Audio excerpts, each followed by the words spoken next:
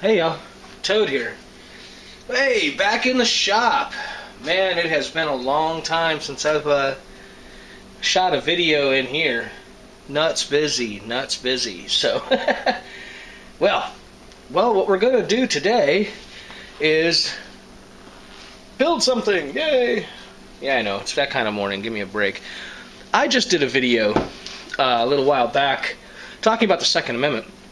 And in that video, I showed my hammer rack, and in there some of the striking tools I have. Rather, it's where they're all stored. And I got a bunch of questions and all that, so we're going to kind of incorporate that into this. So, what do we got here? Ball peen hammer, good for hitting stuff. What do we got here? A rubber mallet. You know, both of these have their uses. If you're knocking about a piece of metal that you want to move without marring, this works out really good. If you want to knock something about, you don't care if it gets a little marred, this is good. But what if you don't want to, put rubber marks on it? Yeah, okay, screw it. Talking about wood, okay? I have to build, in the course of my year, I end up building quite a few things out of wood. In fact, I got a project coming up. I don't know if I'll be able to do video on it. I'll try. It's for a small cabinet. You need a wooden mallet to knock some of this stuff together. Now, my favorite one I have now is this little guy right here. I knocked that one together, about 3 years ago, and that's a beech head and just a piece of scrap. I believe that's mahogany that I had laying around. The handles don't have to necessarily be super strong, in fact, and you don't want them real heavy. Anyway, as you can see, this little guy is starting to get pretty scarred up. Now, when he started out, his head was a good half-inch longer on each side. I've just sanded it down as it's gotten beat, but it's getting close. This one's just about ready to be retired to the wall or for less precision stuff. And this is about the right size for me. I've got a few different size ones. I guess we could take a minute and show them to you. Got that one. And got this one, which is a little larger. I use this one quite a bit. And that again is a beech head, and I believe that's a gum handle, shaped a little bit more. I've used this one for everything from knocking together boxes and whatnot to driving stakes, like for your tomato plants and whatnot. But it's a little bit too big to get in to a lot of the smaller stuff when you're not, especially if you're doing dowels or whatnot and you want to knock it together. And as far as the tomato stakes, well, J Null solved that problem for me. Thanks, J Null. He's up there somewheres. And I believe that is a beech head. It sure feels it. And I forget what kind of handle. I'm sure he'll put it down in the comments. And this drove a lot of tomato stakes. I also used it to drive the stakes when I was building some flower beds. You know how you put stakes in and then put the perimeter wood in? This is great for that. But this is obviously way too heavy for the shop. So, I'm going to build one similar to this, but about the size of this one here. Maybe just a little bit smaller, because I still need something to get into an area where I can still tap pieces of wood home. And the handle, that's a little slab of gum that I had sitting in the kiln. And yeah, all this stuff is dry as a bone. So we'll be using that. And then for the head, traditionally they would be beech, but my buddy Captain Ron, I think I don't know what his YouTube page is, I'll put it up here. He's not making many videos as he should, but that's a whole nother story. He sent me this slab of Nispero from the Republic of Panama. And it's actually funny because anybody who's watched my channel knows I also occasionally make knife scales out of wood. And when Ron saw that, he's like, "Oh, hey, Toad, I'll send you some really great wood that'll make awesome knife scales." Yeah, I said, hey, Sounds good. So this package comes in the mail, and not only that big slab, he sent me 2 of them. And don't quite need this much to make a couple of knife scales. There's probably enough wood there to do 300 or 400 sets of knife scales. So anyway, the properties, I looked up some of the properties on this wood, and it appears to have adequate properties for a mallet head. So let's get started.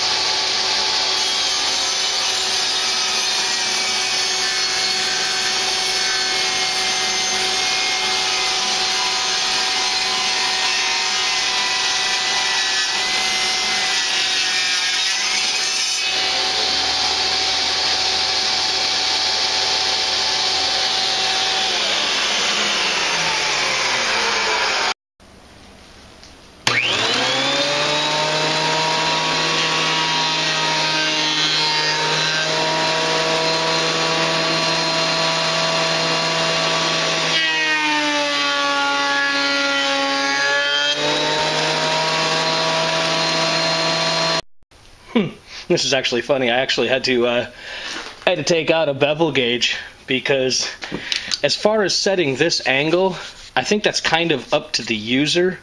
But as I was trimming these back, or actually as I have trimmed back, I really never paid attention to it. It's just like, I need a little bit more angle, you know, blah, blah, blah, blah.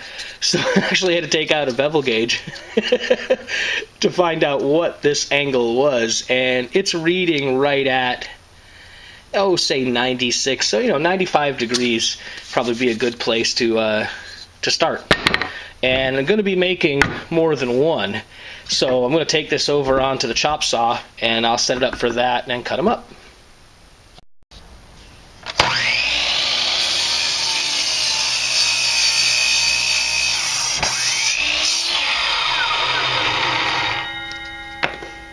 Ding. A little hard to do reaching over the camera.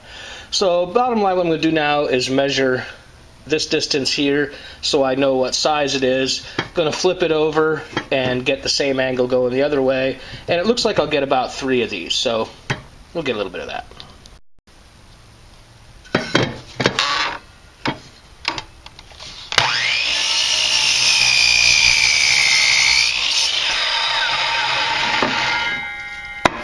One. Okay, well I won't waste your time. I'll go ahead and cut the rest of them up. Okay, I just wanted to show you this. This was the piece right after the last cut.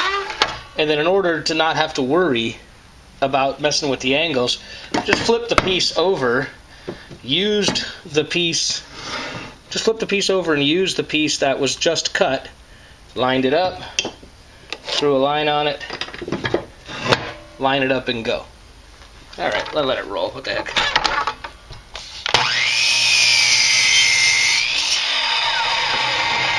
I don't use the same piece because if it cuts slightly higher, if you cut slightly more each time, the piece actually gets a little longer. So you just use the same piece over and over and over again. You don't have to worry about that.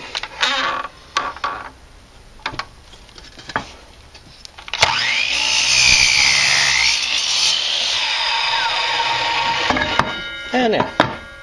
Now I got 3 of them. Be right back. Okay, there's the 3 I just made out of that one cut of the Nispero. And I like my handles right here, mallet this size, 8, maybe 9 inches, enough where you can get up close and tap real careful if you want, but you can get back and get a little bit more of a little more swing power, if you will. But you only need so much swing power. You're not building a friggin' battleship here.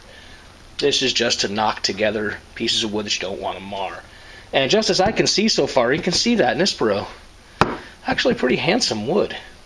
So, anyway, need to make 3 handles, and I'm going to use this gum, and let's get going. Okay, here's one of the heads mounted in a vise in my drill press, and it's pretty straightforward. We're just going to use this 1-inch paddle bit to make a 1-inch hole in here to accept the handle. And the only thing about it is I will go ahead and throw a clamp here. Even though this wood is really tough, there's a slim chance that as I'm drilling this out, it could go ahead and split right along its head while this is going on. And all I'm going to do is drill down. I've already got the depth on the press set where only about maybe a third of the very tip of this bit will come out the bottom. Then I'll flip it upside down, use that to locate the original hole, and drill it back the other way just to keep this part clean.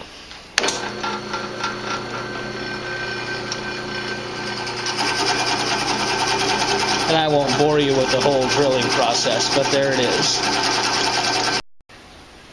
Alright, just took it out of the drill press, and there you can see you got some pretty clean holes. Now keep in mind, this is, I'm not going to call this tool disposable, but it's definitely one you use up. So this is not a work of art by any stretch of the imagination. So, you know, a little down and dirty, no big deal.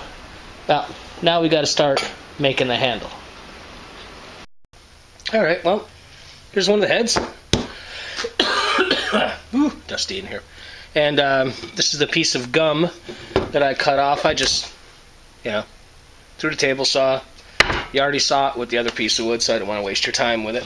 And what I have to do is round off a little bit of one end to fit inside. So what I'm going to do is just kind of say, okay, you're going to want a little bit sticking out. So somewhere in this ballpark, you can see how incredibly anal retentive I am about measuring these. And just going to make a little mark all the way around. And I'm going to do this for not only where, that's the ballpark of where the rounding is going to start, but then the handle, it's going to be right around here, and I'll cut it off. But the first thing I'm going to do is take it over onto the router table and use a 1/2-inch round off bit to begin this process. See you over there. Okay, now I'm just going to use the belt sander to just basically hold it about in this position, rotate it until it fits inside of the head.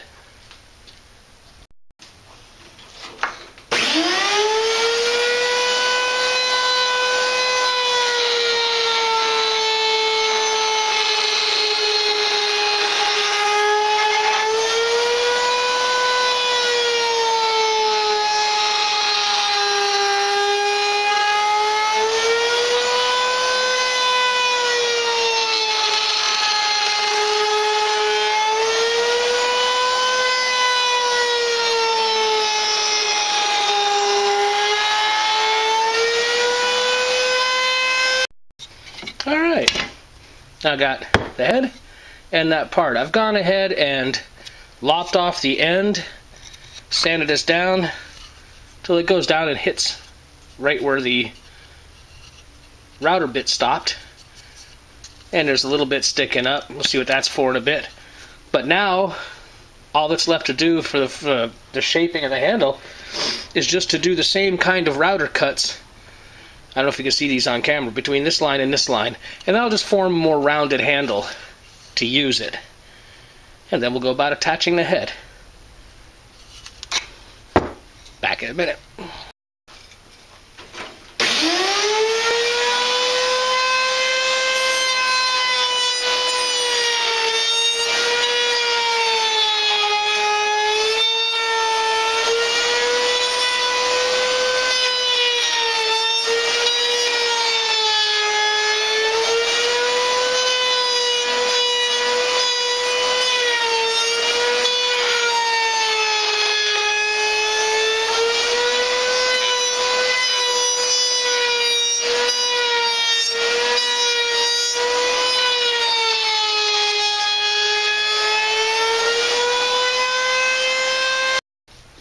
Okay, well, you see I got a little bit of finish sanding to do because my router bit is a little on the old side. It needs to be sharpened, and this gum burns pretty easy.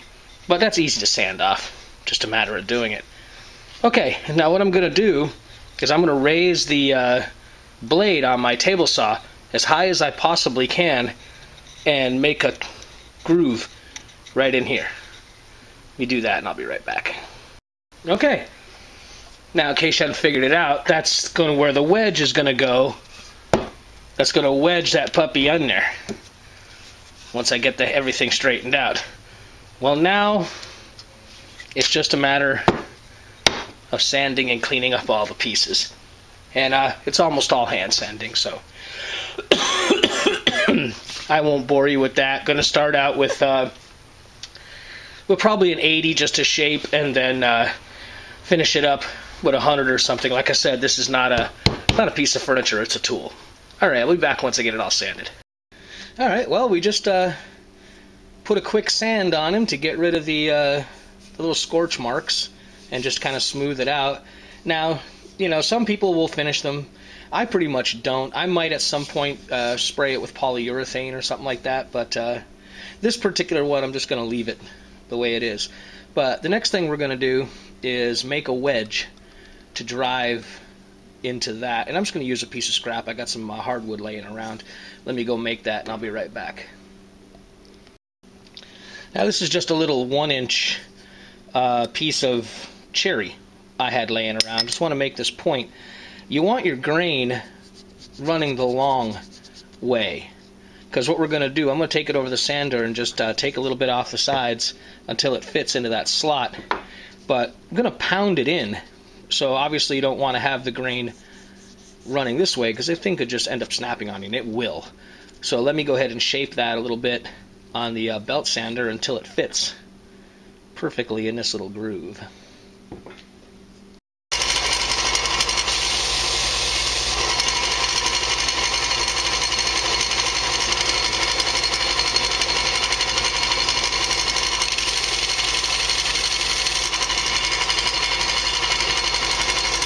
There we go.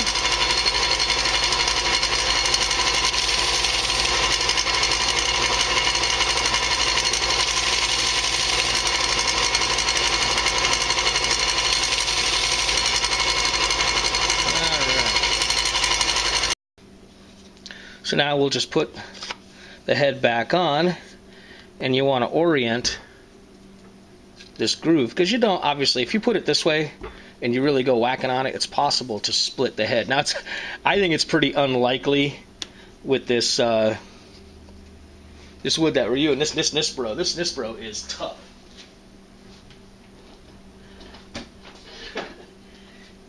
And gee, what do you know? Going to end up using another wooden mallet to do this. Now, normally, this would just be it. Just drive that thing home, and that would be the end of it. But, you know, I don't want it to come back out. Just all there is to it. So what I'm going to do is mix up just a little bit of epoxy. It's on a piece of scrap paper here. And this is quick drying. This is quick drying 2-part epoxy. Nothing special. You can get it at your hardware store for, I don't know, $5 or $6. I actually use this stuff quite a bit. It's a great product. And we got, trying to keep it in camera, but it's hard. Just set that down. Grab me a toothpick. Mix it up. It's a little chilly in the shop this morning. We just had a front come through. And while it's really sunny outside because the front's gone, on the back side of the fronts around here, it can definitely be a little chilly. I don't know when you're watching this, but this is being filmed in this is like mid-late February. And we're just going to let that stuff go down inside there. And we're going to help it in just a minute anyway. Now, can you use, you know, Elmer's glue or Tight Bond or whatever your favorite glue is? Yeah, sure. But I kind of like the epoxy for a couple of reasons. Number one, I think it's stronger in the long run. And two, it's faster. You know, I'm just as guilty as anybody else about wanting to get projects done quickly. I don't like waiting for drying times. Okay, one thing I forgot to do is I need to see if that'll stand. Of course, now that it's on camera, it won't stand. It was standing there fine a minute ago. Ah, the heck with it, it'll be alright for a second. I forgot I gotta put a little angle on here so it's a wedge.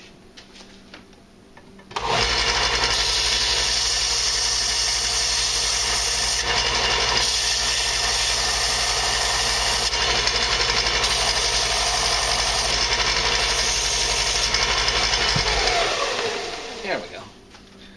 Luckily it's so chilly in here that the epoxy didn't run out. Alright, we get that started. Move the epoxy out of the way and we'll give it a few wraps.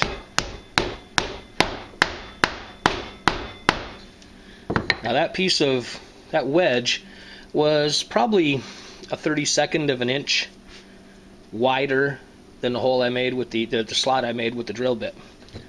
So it's now pressed that out, these sides out to hold the head on. The head can't come down because of the shoulders. And now we'll set that aside and let it dry. Be back in a bit. Alright then. It's been 10 or 15 minutes. That epoxy is dry. And we'll just take it on over to the sander. I'm not going to move. The heck with it, I will. Let's just do it this way. This video is already going to have a bunch of cuts. See, welcome to the dafrogtoad blooper reel. Anyway, let me turn this thing on.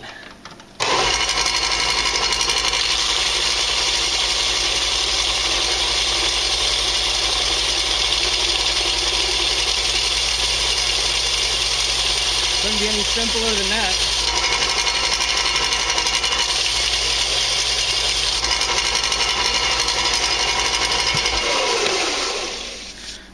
And there you go. Let me get over here where I got some more room. Okay. I think that's in the right spot. It's hard to see the back of the camera. Alright, well, there you go. Super simple. See? Now, there was a reason for, and if you're still here, there's a reason for me doing this. Yeah, I'm going to do a quick giveaway. I have been neglecting the woodworking part of the dafrogtoad channel, just mostly because I haven't had a whole lot of things to do, and I just don't do things for fun. If I have a woodworking project, I'll bring you along. But I'm going to try and see if I can't fix that a little bit, and I want you all to help me out.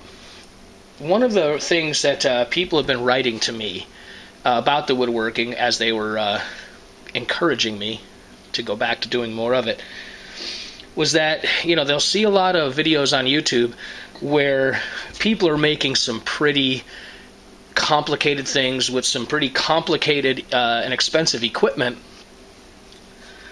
and it's kind of beyond the reach of a lot of people. You know, most folks, well, I guess the logic is that if you have a lot of tools and, you know, the odds are excellent that you know what you're doing, or at least have the abilities or the desire to go ahead and try. Problem is, there's a lot of folks out there that don't have a lot of equipment, don't know what to buy. I mean, there's just all kinds of beginners, I guess is the best way to put it. Beginners of all different ages and levels. And what I want to do here is do a giveaway, and yeah, the mallet is going to be part of that giveaway. And if this is successful, if I get a lot of entries, I will add some more stuff. I've got some other things coming up.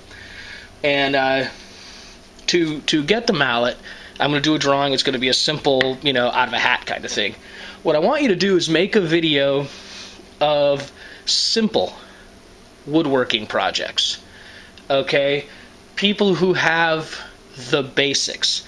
Now, I used a table saw, a chop saw, a sander, and a router to make this.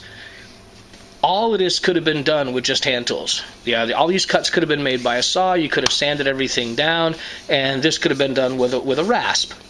But I think most people who have an interest in woodworking have at least some of these basic tools. And what I'd like you to do is to make a video of something simple, a small project. It doesn't have to be a long, in video like this one. That's absolutely going to run on pretty long. But just something that you've made around the house, something that somebody can go into their garage and in a day or a weekend make that they can use around the house. And what I mean by that is it doesn't have to be super practical. Maybe it's going to be some kind of a box, maybe it's going to be a gift, maybe even toys, things like that. But just something that somebody can do with what I like to call rudimentary tools. You know? Put the video out, attach it to this one, and let's see if we can't start that ball rolling. See if we can't get more people who have an interest and are a little, maybe they're hesitant or whatnot. Let's see if we can inspire some people to make more stuff for around the house or for gifts or whatever. Stuff they can make themselves. So, all right, thanks a lot. There's the mallet. There's going to be more coming. I know there's some clamps. The video will be down below. I'll put the title up here somewheres. That I've had a bunch of people ask me how to make them. And this is what made me think of it, because to me, making these clamps was just really easy. But I got to remember that, when somebody's just first starting out, it's not as obvious to them. So, my next woodworking video is probably going to be those. But go ahead and get the videos in. I'm going to let this run for a month, probably a little bit more. I'm going to be traveling quite a bit. So I'll probably do the drawing in April 1st. I mean, you could call it a bribe. This is an extremely modest prize, and anything I add will also be modest. But if I can bribe you just a little bit to throw a video out there of something that you made, some kind of woodworking, or you know how to make, some way to inspire people. All right? Let's give this a whirl and see what happens. Thanks a lot, y'all. We'll see you next time around.